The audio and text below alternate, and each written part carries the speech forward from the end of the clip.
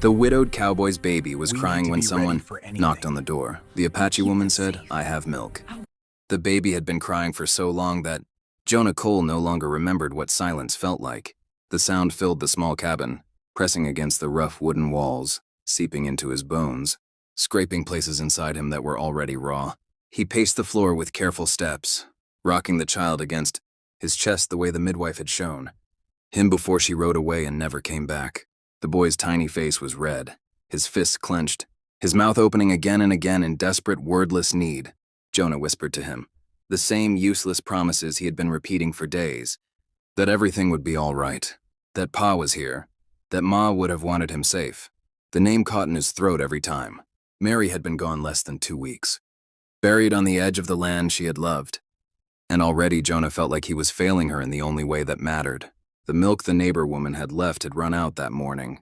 The baby rejected the watered-down substitutes Jonah tried, crying harder, his small body trembling with hunger.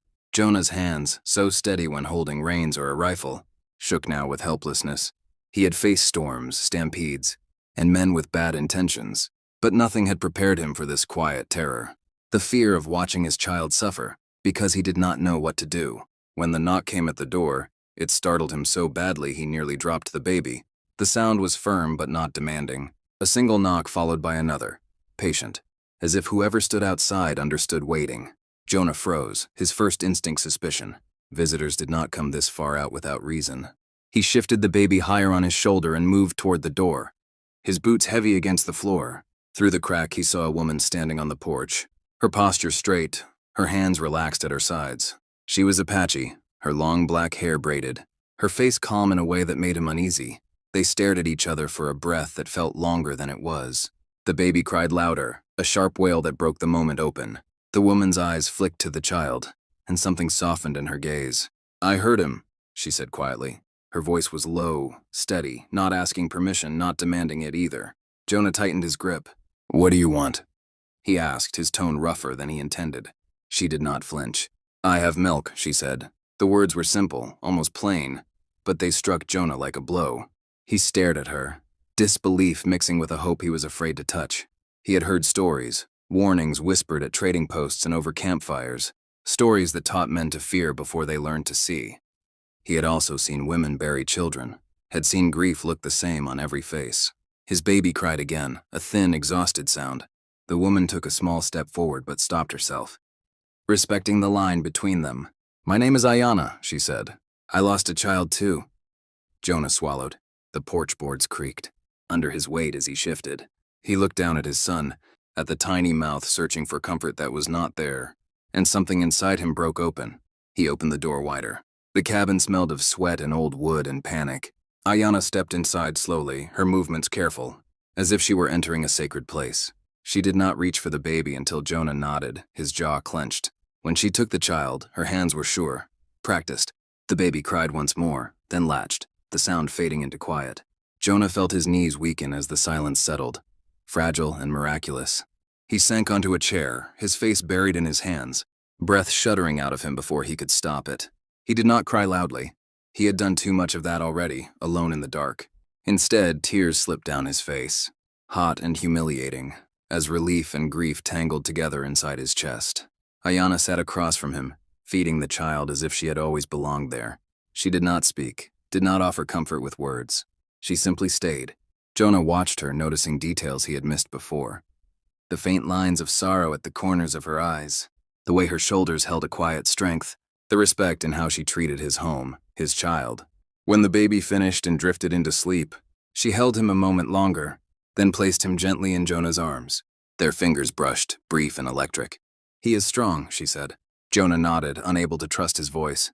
He did not ask why she had come or how she had known. Those questions felt smaller than the truth sitting between them. Outside, the land waited, wide and unforgiving. But inside the cabin, something had shifted. Jonah understood in that moment that survival was not always about doing things alone. Sometimes it was about opening a door when you least expected a knock. Ayana did not leave that day. She stayed through the afternoon, through the long stretch of shadows crawling across the cabin floor, through the baby's next waking and feeding, and the one after that. Jonah expected conversation, explanations, something to justify her presence, but she offered none unless he asked. In the quiet spaces between the child's breaths, Jonah found himself watching her the way a man watches fire, wary yet drawn, aware that it could warm or burn him depending on how close he stood. She moved around the cabin with careful respect, never touching anything that was not necessary, never acting as though she belonged, yet somehow making the space feel less empty. When the baby fussed, she knew before Jonah did. When Jonah's hands faltered, she corrected him without judgment, guiding rather than commanding.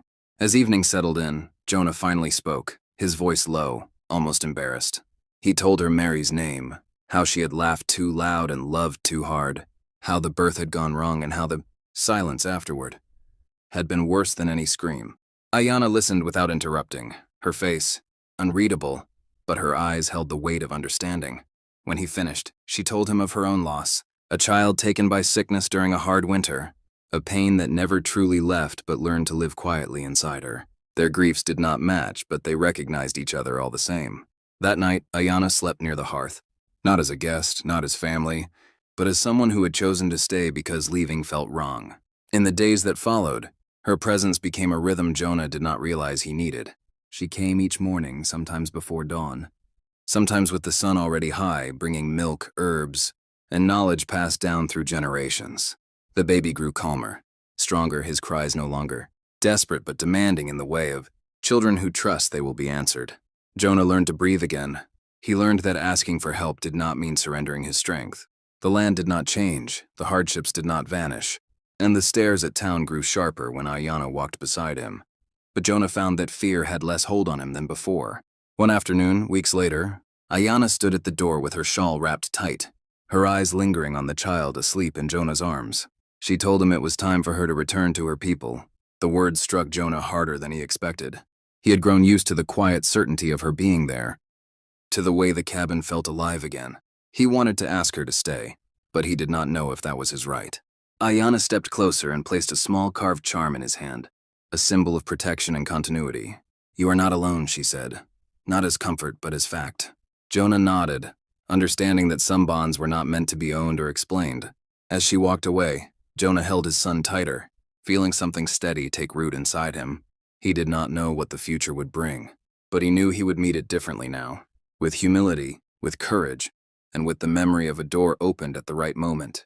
The child stirred, then settled again safe and full, and Jonah looked out across the land not with bitterness, but with a quiet resolve to live, to raise his son with kindness, and to remember that compassion often arrives in unexpected forms, changing everything without ever asking permission.